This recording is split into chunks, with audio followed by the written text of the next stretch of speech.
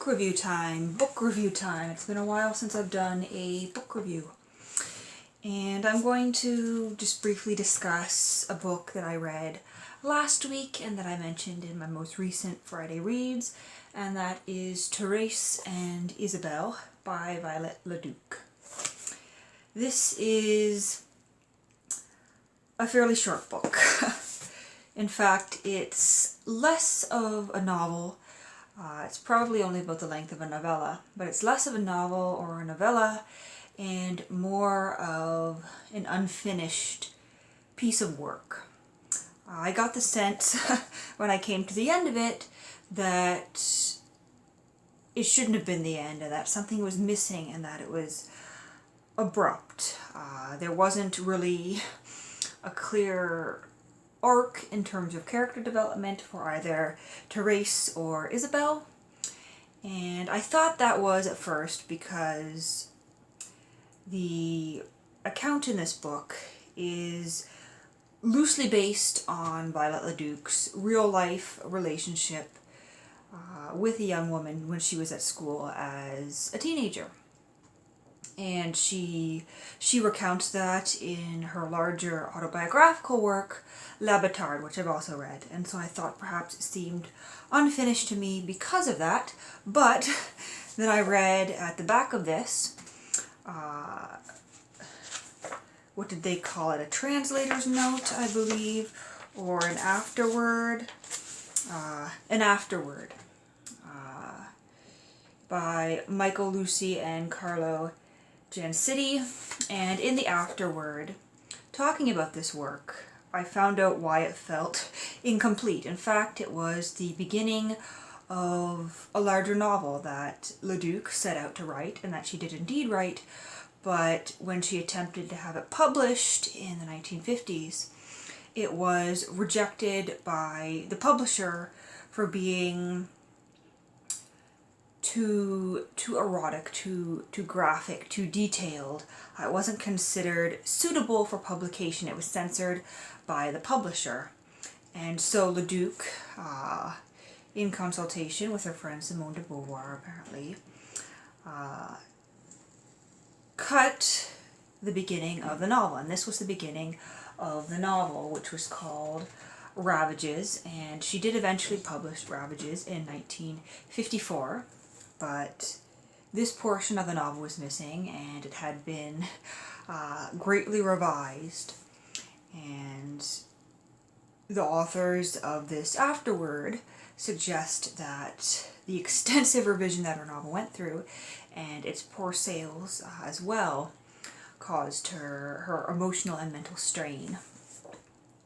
But onto the content of this novel or novella itself. It is about Thérèse and Isabelle, and they are both young women, definitely older teenagers, probably close to 16 or 17, I believe. The back of the book describes them as schoolgirls, but they seem quite mature, and they're old enough that they're able to go into a house where you pay for your bedroom by the hour and rent a room for themselves without arousing too much suspicion or being thrown out. So that indicates that they're 16, 17, perhaps going on 18. And they seem to be enemies at first. They have arguments. Isabelle kicks Therese's shoe brush. They're polishing their shoes. She kicks her shoe brush across the room, and Thérèse is quite upset about that, but at the same time she's also attracted to this woman. And one night Isabelle invites Thérèse into her bed, and their relationship blossoms from there. What was so shocking about this novel, publishers actually compared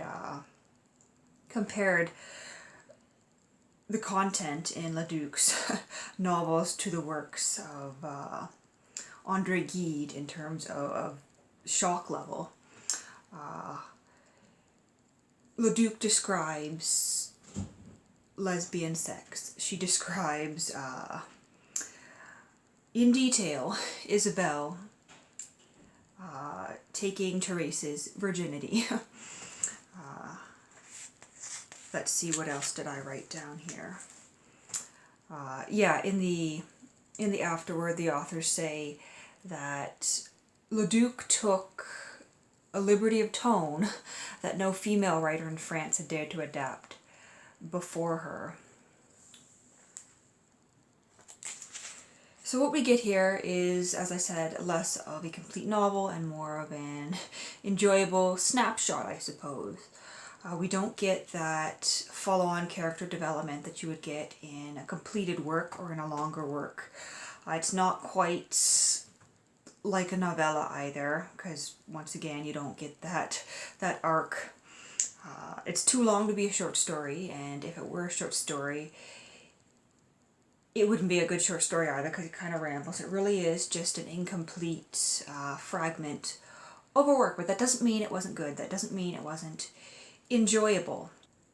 We do get the beginning and the middle and sadly the end of their relationship. We get extensive scenes of kind of this romantic angst where they have to hide their relationship because they'll be kicked out of school if they're discovered.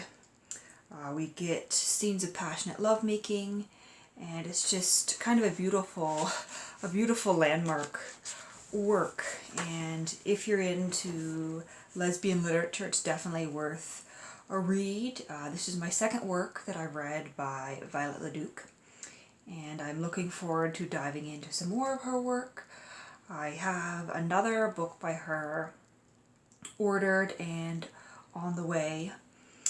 I'm forgetting the title just now. It is a French title, but I will be reading that in the near future and probably reviewing that as well.